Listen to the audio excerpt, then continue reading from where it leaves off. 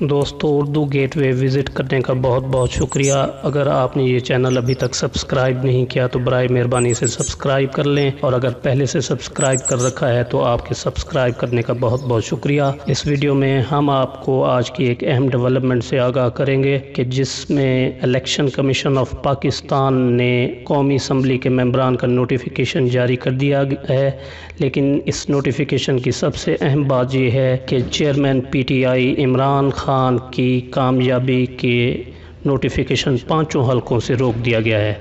یہ آپ کے سامنے الیکشن کمیشن آف پاکستان کا نوٹیفیکیشن سکرین پر نظر آ رہا ہے۔ 7 اگست 2018 کو جاری ہونے والا یہ نوٹیفیکیشن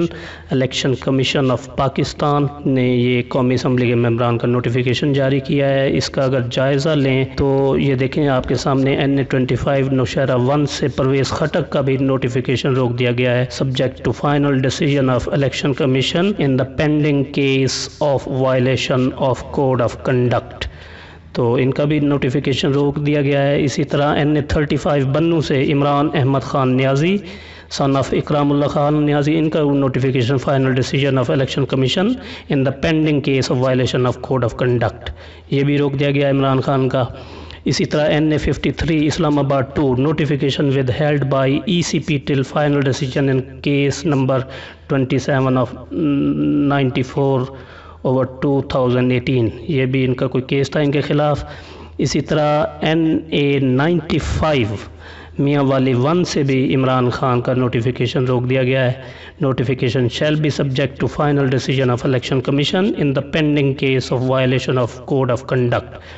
اسی طرح آگے چلتے ہیں تو دیکھتے ہیں NA-131 لاہور سے خواجہ سعد رفیق کے مقابلے میں کیا صورتحال ہے، تو یہاں بھی نوٹیفیکیشن ود ہیلڈ کر لیا گیا ہے۔ اوپر آپ دیکھ رہے ہیں سدا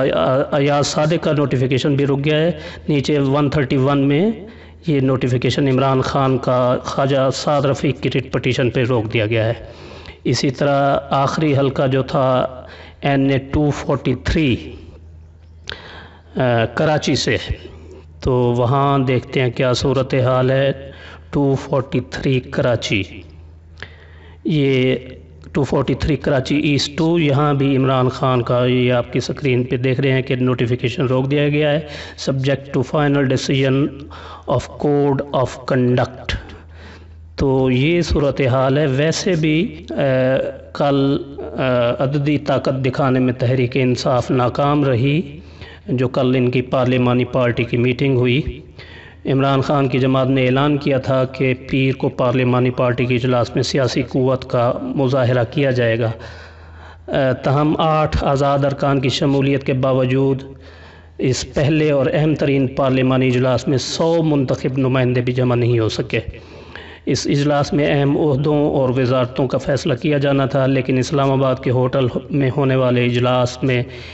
صرف عمران خان کی بطور وزیر اعظم نامزدگی کر کے اس کا اعلان کر کے اجلاس ختم ہو گیا، تو کسی دوسرے عہدے یعنی اسپیکر، ڈپٹی اسپیکر، مرکز یا صوبوں میں کسی اور عہدے پر تقرری کا بھی فیصلہ نہیں ہوا۔ سوشل میڈیا پر یہ کیا سرائیاں چلتی رہیں کہ شاہ محمود قریشی کو اسپیکر قومی اسمبلی جبکہ عمران اسماعیل کو گورنر سندھ نامزد کر دیا گیا ہے۔ دوسری جانب ترجمان فواد چودھری نے اتحادیوں سے مذاکرات جاری رہنے کا اعتراف کرتے ہوئے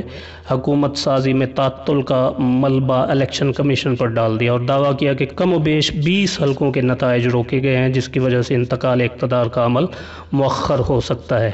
اور انہوں نے چیف جسٹس کو معاملے کا نوٹس لینے کا کہا ہے، اور کہا ہے کہ جمہوری عمل میں تاخیر نقصان دہ ہوگی۔